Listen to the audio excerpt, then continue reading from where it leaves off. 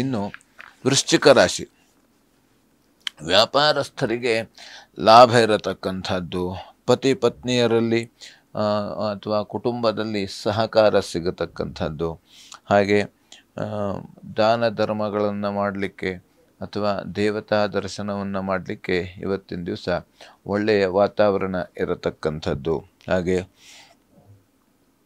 ವೇದ ಮಂತ್ರಗಳ ಪಠಣವನ್ನು ಮಾಡಲಿಕ್ಕೆ ಎಲ್ಲ ರೀತಿಯಲ್ಲಿ ಅನುಕೂಲ ಇರತಕ್ಕಂಥದ್ದು.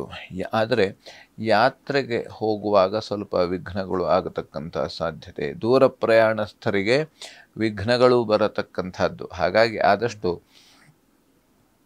ದೂರ ಪ್ರಯಾಣವನ್ನು ಯಾರೇ ಆದರೂ ಕೂಡ ಮಾಡುವರಿದ್ದರೆ ಆದಷ್ಟು ಜಾಗ್ರತೆಯಿಂದ ಇರತಕ್ಕಂಥದ್ದು ಬಹಳ ಮುಖ್ಯ. ಹಾಗಾಗಿ ಗೋ ಸೇವೆ ಇತ್ಯಾದಿಗಳನ್ನು ಮಾಡುವುದರಿಂದ, ಹುಲ್ಲು ಅಥವಾ ಹಿಂಡಿಯನ್ನು ಗೋವಿಗೆ ಕೊಡುವುದರಿಂದ ಅಥವಾ ಗೋವಿನ ಮೈ ತೊಳೆಯುವುದರಿಂದ ಎಲ್ಲ ರೀತಿಯಲ್ಲಿ ಅನುಕೂಲ ಇರತಕ್ಕಂಥದ್ದು.